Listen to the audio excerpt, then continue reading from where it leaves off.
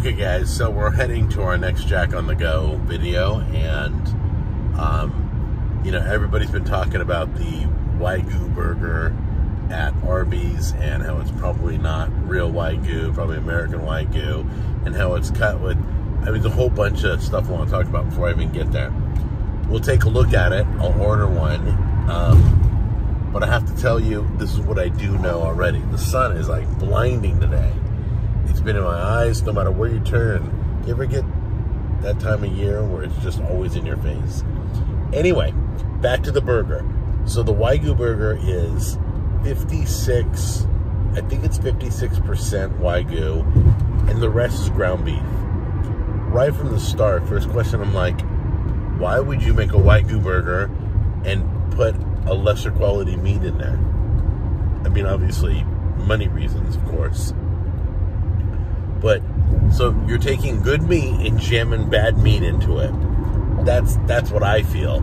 I haven't been there yet, I haven't tasted it, I haven't seen it, but we're gonna take a look at it, but realize it's not completely WAGYU, and we'll see if it's worth the money, see if the flavor's good, see if they made a good sandwich, it's got everything on it.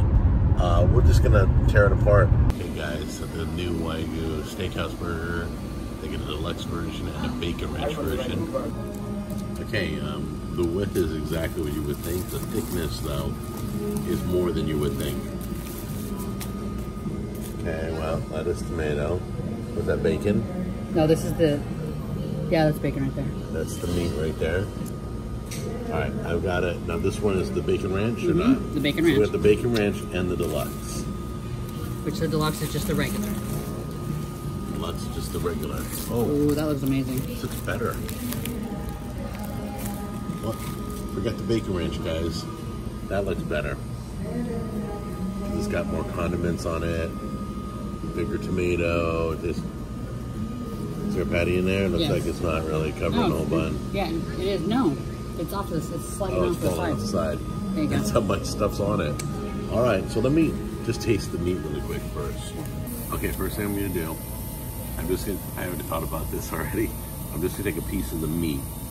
That's all I want to taste, just a big chunk of the meat. Okay? Got a piece of their meat, so I can get just a kind of an idea of how the meat is.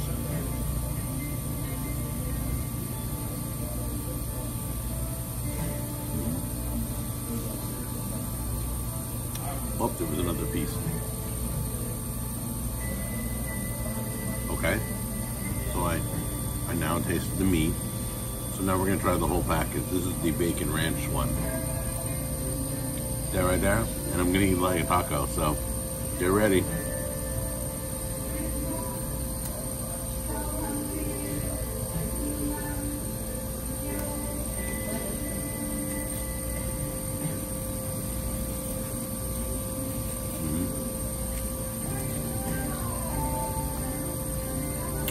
Once again, the deluxe was way better.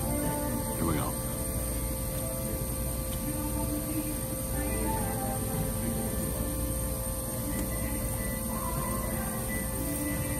By themselves are $5.99.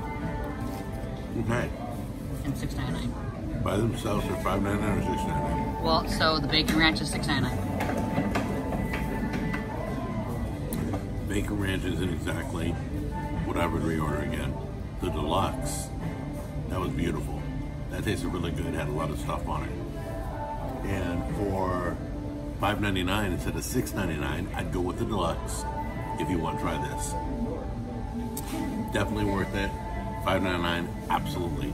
Guys, it's really good. You can taste a little bit of kind of a charbroiled taste to it. You can taste it immediately when it goes in your mouth. It's really good. They did a great job. Make sure you get enough condiments on it though, because the deluxe has more condiments. That Thousand Island dressing they're putting on it really helps enhance the flavor. Good job, guys. Well worth it. I totally give them an A- for this sandwich. You will not get ripped off. Go with the deluxe. Don't do the bacon ranch. Bacon ranch is just okay. But the deluxe all comes together. It's delicious.